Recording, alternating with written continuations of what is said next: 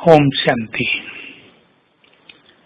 योग की सर्वश्रेष्ठ स्थिति है वाणी से परे परमात्म स्वरूप पर स्थित हो जाना। परम धाम में सर्वशक्तिवान के स्वरूप पर जितना अधिक समय हम बुद्धि को स्थित करेंगे उतने ही हम शक्तिशाली बनते जाएंगे।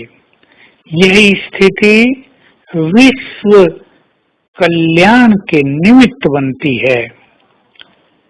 महादानी बनना, विश्व कल्याणकारी बनना, वरदानी बनना, सर्व की मनोकामनाएं पूर्ण करा देना, ये इस स्थिति के द्वारा ही संभव होगा।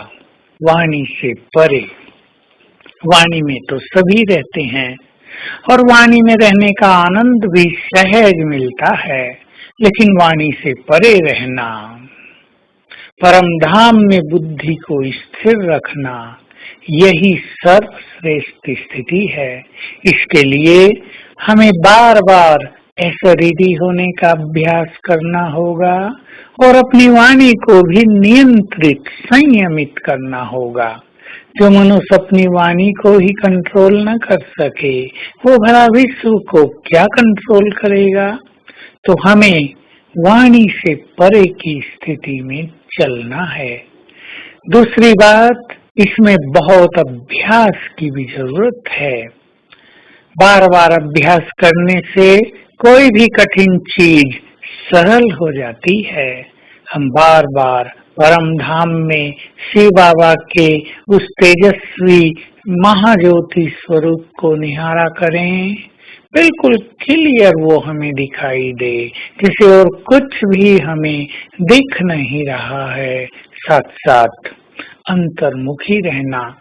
अगर कुछ समय मौन का अभ्यास कर लिया जाए और किसी के लिए संभव है तो कुछ दिन मौन रख लिया जाए और इस अभ्यास में तत्पर रहा जाए तो यह अभ्यास बिल्कुल सरल हो जाता है। तो आइए हम वाणी से परे की स्थिति का पुनः पुनः अभ्यास करें। वाणी में आना, दूसरों को ज्ञान सुनाना, वाणी के आनंद में रहना, ये तो हम सबको भाता है, पर अब हमारा मुख्य इंटरेस्ट बन जाए वाणी से परे रहना। बहुतों को ऐसा अनुभव होता है कि जब वो परम धाम में स्थित होते हैं तो उनका सिर भारी होने लगता है या उनको स्ट्रेन पड़ने लगता है, सिर दर्द हो जाता है।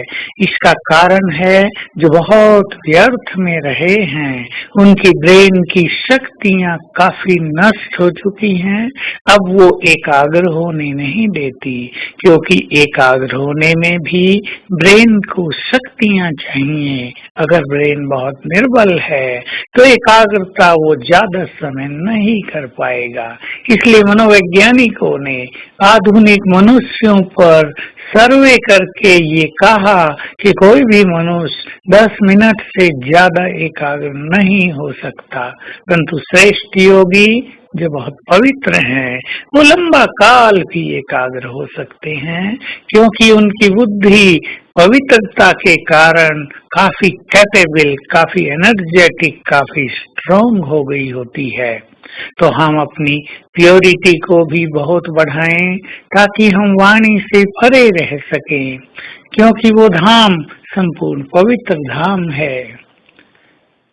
बाबा भी पवित्रता के सागर हैं और वहाँ वही आत्मा स्थित हो सकती हैं जिनकी प्योरिटी बहुत सुंदर है।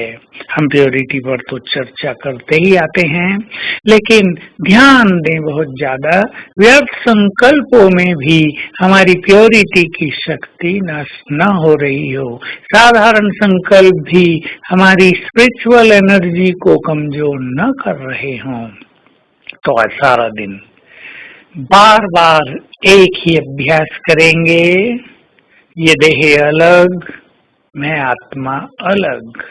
आत्मा का स्वरूप बिल्कुल स्पष्ट दिखाई दे और ये जितना अभ्यास करेंगे उतना ही दूसरा अभ्यास सहज होगा। परम धाम में बाबा के स्वरूप पर बुद्धि लगे तो बार बार अशरीरी होकर परम धाम में सर्वशक्तिवान के स्वरूप को निहारेंगे। चाहे एक बार ये प्रैक्टिस 10 सेकंड करें, लेकिन 50 बार कर लें सारे दिन में, तो शाम तक हम अनुभवों की खान बन जाएंगे। ओम शांति।